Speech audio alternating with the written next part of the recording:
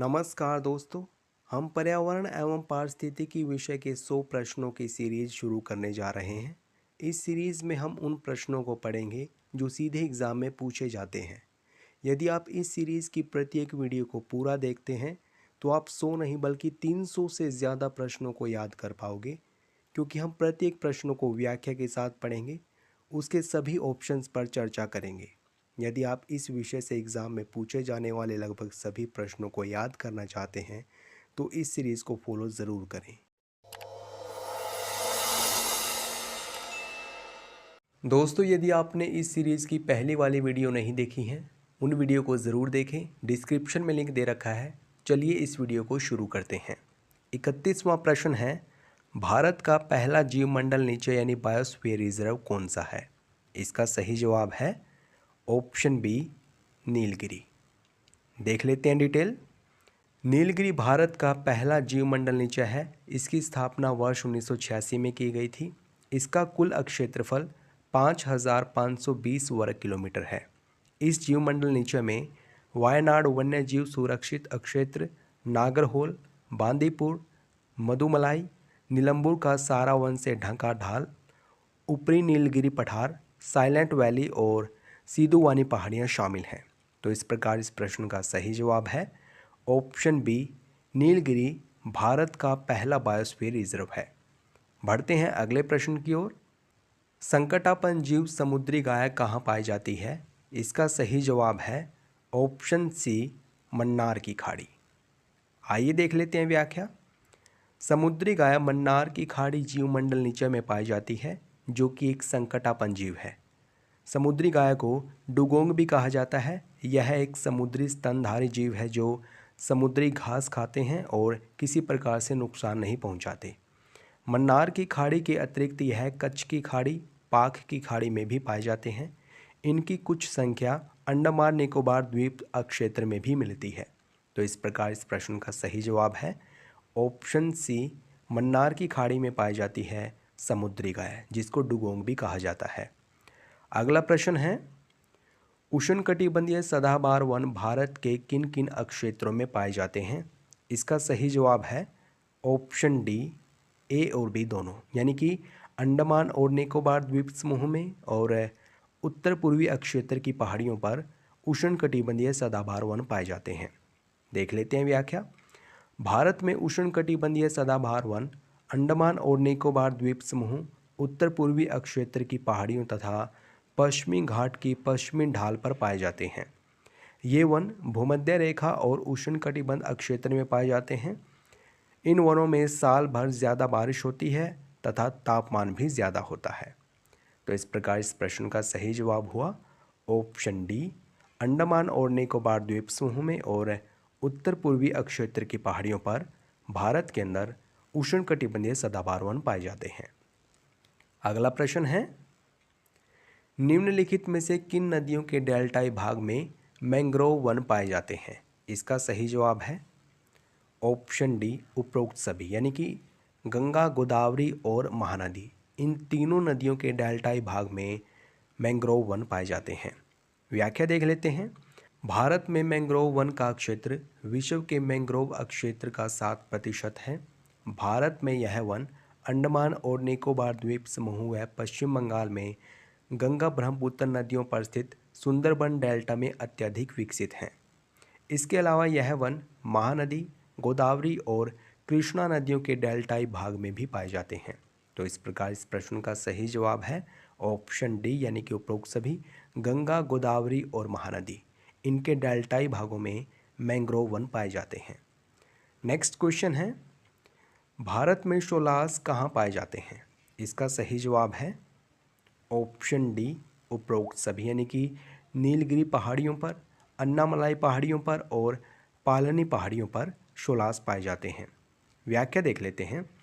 नीलगिरी, अन्नामलाई और पालनी पहाड़ियों पर पाए जाने वाले शीतोष्ण कटिबंधीय वनों को शोलास के नाम से जाना जाता है, यानी कि शोलास शीतोष्ण कटिबंधीय वन होते हैं।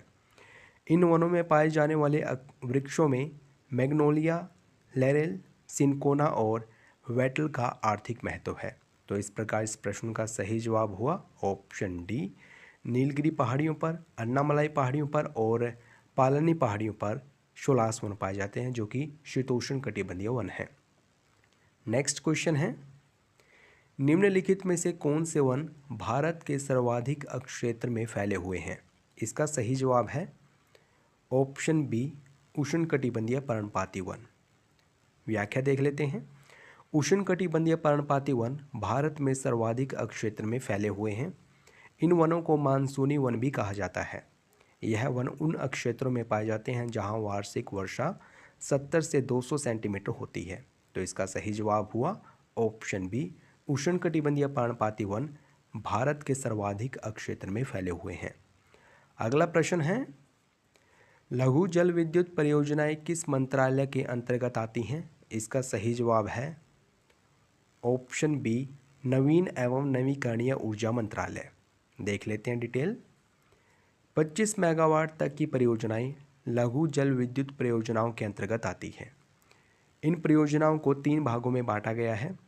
सूक्ष्म जल विद्युत 100 किलोवाट तक, मिनी जल विद्युत 101 से 2000 किलोवाट तक, स्मॉल जल विद्युत 2001 से लेकर 25,000 किलोवाट तक।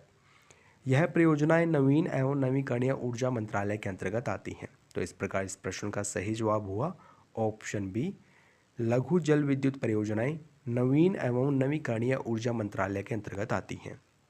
अगला प्रश्न है, पेरिस जलवायु करार कब अपनाया गया? इसका सही जवाब होगा ऑप्शन बी, वर्ष 2015 में। व्याख्या पढ़ लेते हैं। पेरिस जलवायु समझौता COP21 में वर्ष 2015 में अपनाया गया। जो UNFCCC है उसकी बैठक को COP कहा जाता है। जो COP21 है ये 2015 में हुआ था और इसी के अंदर पेरिस जलवायु समझौते को अपनाया गया था। इसका उद्देश्य है वैश्विक औसत तापमान वृद्धि को इस शताब्दी में पूर्व औद्योगिक स्तर से 2 डिग्री सेल्सियस से नीचे रखना और आगे 1.5 डिग्री सेल्सियस तक तापमान वृद्धि को सीमित रखना। पृथ्वी सम्मेलन रियो डी जनेरियो में हुआ था, ब्राज़ील के अंदर, वर्ष 1992 में ये हुआ था। तो इस प्रकार इस प्रश्न का सही जवाब है ऑप्शन बी, वर्ष 2015 में पेरिस जलवायु करार अपनाया गया।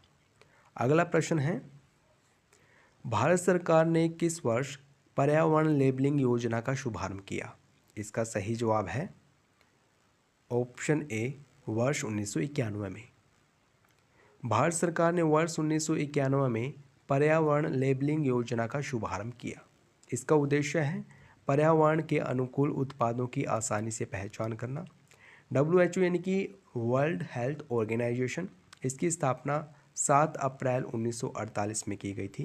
क्योटो प्रोटोकॉल को वर्ष 1997 में अपनाया गया था।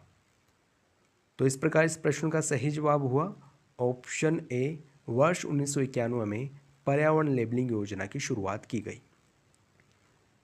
इस वीडियो का अंतिम प्रश्न है, सुल्तानपुर पक्षी विहार यानी कि बर्ड सेंचुरी कहाँ स्थित है?